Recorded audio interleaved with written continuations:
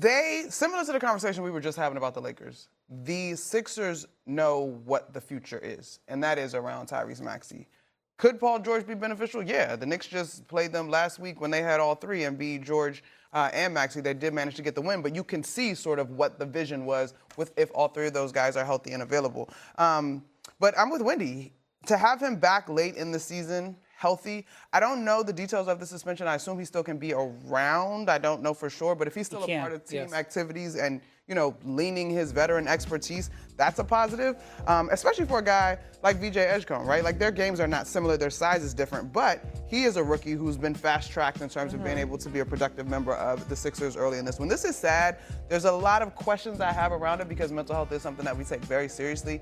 I have a hard time with how this has come down because I would think that the league would want its players to be in the best position possible mentally and physically.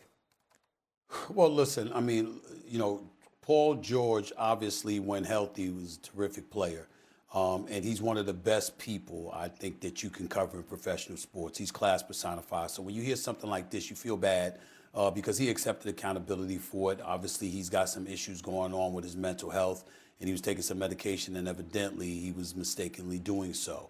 Nevertheless, we still have an obligation to look at what kind of effect this is going to have on the Philadelphia 76ers. If you're a Sixer fan, you've been disappointed.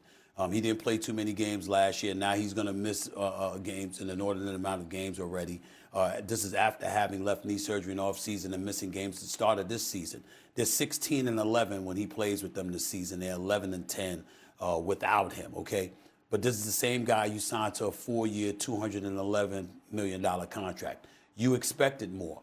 And even with Joel Embiid not necessarily healthy, he's averaging like 34 over the last 7 games. He's averaging 26 on the season, okay? And in the end, he's playing more games than Paul George. That's not a good sign. But I will say this, Paul George being out, Wendy, I don't necessarily agree with you in terms of him having a terrific shooting season. I know he's come on a couple of games as of late, but he's shooting 42% on the year. 38% from three-point range is not bad, but 42% from the field, that's certainly not what he usually shoots. So I wouldn't say he's having a great shooting year. He definitely is somebody that benefits the 76ers when he's on the court with Embiid and Maxey on the rare occasion that he is. VJ Edgecombe can use this as an opportunity, hopefully, at some point, to capitalize off of it. He is giving you 15 a game. I'm just of the mindset that, again, this is not a plus. It's not the minus that everybody thinks it could potentially be because that gives him additional time to rest his body, get himself in shape, and be ready because they're the 6th seed in the Eastern Conference. They're expected to make, to be in the playoff picture.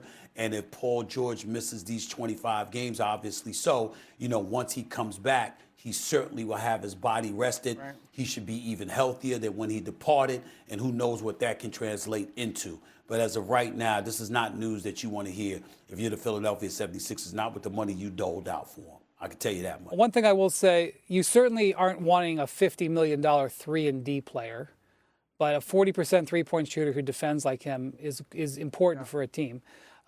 What will be interesting between now and Thursday, this money that Paul is coming out of Paul's pocket, it actually favors the 76ers because it reduces their luxury tax bill immensely.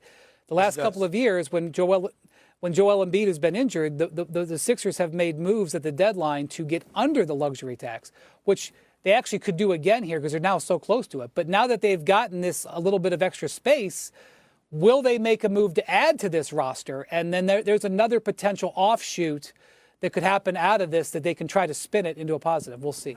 Okay, so there's an interesting wrinkle. The Sixers, by the way, on the road.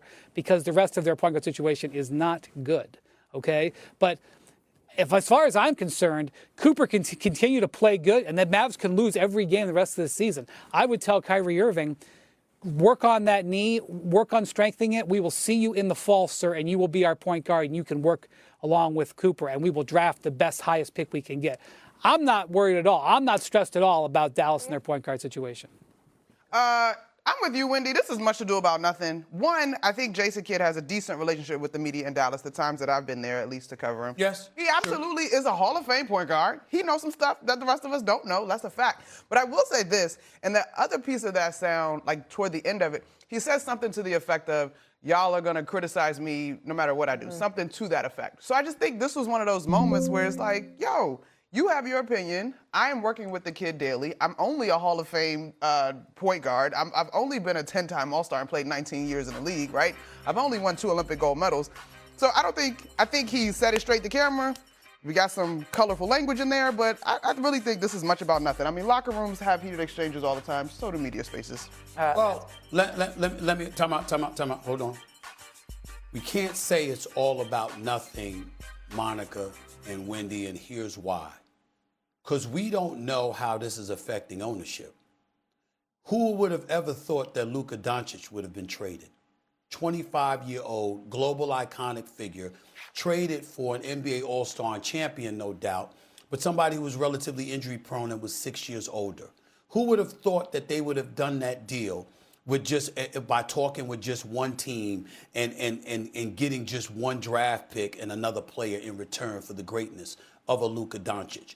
You never know, even though his relationship, I will concede, you're absolutely right, Eminem, with the media for the most part is good because they do respect him and they treat him with respect. And I think he knows that once his temper dies down a bit. The fact is that you don't know what he's dealing with. I'm not talking about you guys, but just generically speaking. You don't know what they're dealing with internally because that's not Mark Cuban there anymore.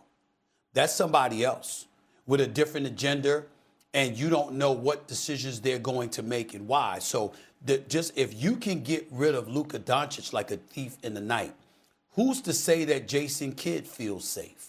Who's to say that he's not sitting there wondering if the kind of questions that he's getting is some sort of indication that folks above him might not be pleased? Nico Harrison is gone. One would argue he didn't make that deal on his own. He couldn't have made that deal without ownership approval, but they booted his ass out of there. And now we don't know if Nico Harrison will ever have a job in basketball again because his name is synonymous with making one of the worst trades in NBA history because that's how it's looking right now.